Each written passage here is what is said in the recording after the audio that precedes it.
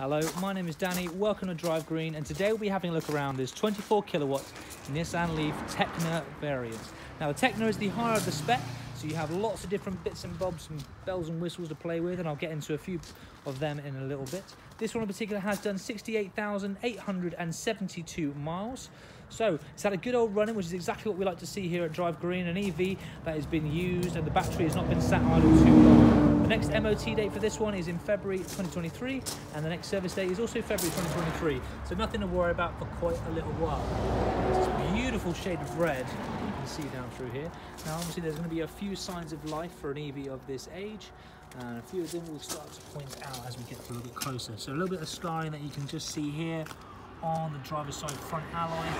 On the whole though, not looking too bad though, and those Tekna alloys do look great, especially as the sun is now shining here at Drive Green. Nothing noteworthy to mention all the way down through here. There's a little tiny sign of life that you can just see there, little tiny little cosmetic scratch that's just in there. On the whole though, barely noticeable unless you really look for it. Comfort access button, as long as you have the key in your pocket or in your bag, the car will lock and unlock. All your mirrors fold in and fold out. Very nice function to have. The ease of not looking around for those pesky keys and stuff like that.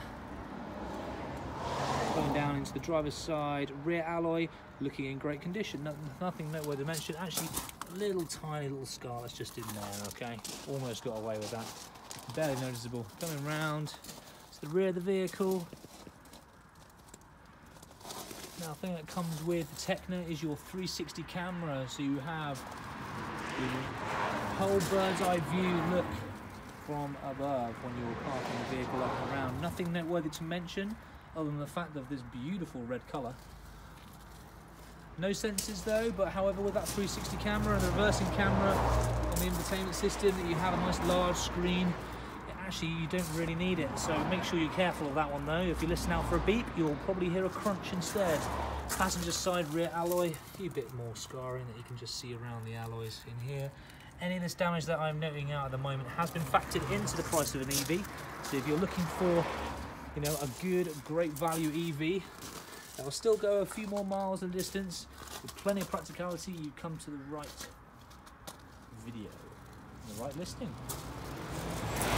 You don't often get a Nissan Leaf in with this colour. It's actually beautiful, especially in the sunlight. Nothing noteworthy to mention as we go through the passenger side door. On the passenger side. Nothing noteworthy to mention coming down over to the final alloy. Where, yep, you guessed it, a few more little bits of scarring on around that you can just see there. Do feel free to pause the video and zoom in to make sure that you are happy. I'm not zooming away a bit too fast. As you can tell though, from quite far away, I'm really looking in from it. You can barely notice any of that scarring, that cosmetic signs of life. Around to the front of the vehicle, that little missing toe cap that you can just see there for towing the vehicle is on order. It will be replaced and it will be with the vehicle upon purchase, so don't worry about that. Going around to the front of the vehicle, a few tiniest little stone chips that you can see, but they're so small and minor that actually you're missing them out. Charging flap that's just there, you'll have your Type 1 as well as your CHAdeMO for your fast and rapid charge. So this is definitely suitable for any kind of reasonable long distance journeys with a bit of pride planning, no problem whatsoever. On the whole, not looking too shabby whatsoever. Now let's have a look on the inside. It's all switched on at the moment. Beautiful, nice, big, spacious cabin space. Coming in, we have the leather seats. That is only for the Tekna. All heated seats in the front as well as the heated seats in the back. You have a high and low function down through there, so no arguments of who's going to be in the front, who's going to be in the back. You will all get the nicety of having those heated seats. Obviously a couple of cup holders, your heated seats, that's just through there. Climate control system, that's through there. And then a touch screen DAB radio, and you have your Apple CarPlay, Android Auto. Nice, reasonable, like kind of nice secure driving position that you have in here. Many of the responses on the same as me of driving this vehicle is you feel very smooth and very sturdy. Coming on into the back seats, You have plenty of space in the back. I have that front seat adjusted to my height and I'm 6'1". I can easily fit into the back seats with barely my knees touching the front. So it makes any of those kind of medium to long distance journeys no problem whatsoever. And especially with that Bose sound system, you're going to be bobbing your head for quite a while. Going on into the back, into the boots rather. Let's get those floor mats out of the way in a second so we can really appreciate the size. Plenty of practicality. Another thing that you notice is the Bose subwoofer.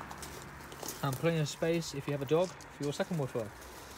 Luckily I don't get paid for my jokes here at Drive Green, or I'd be penniless. A couple of different storage spaces as well, such as your puncture repair kit will be featured in there. Alright, you 60/40 partition, little buttonless on top, and these seats will pretty much fold down almost flat in a way. You don't have to worry about anything hitting the Bose sound system at all, because that little bit of a ledge just above actually will protect it, no problem at all. Easily fit in an adult's bike with the front wheel taken off, maybe even with the front wheel still on, and a couple of kids' bikes as well if you're good at Tetris.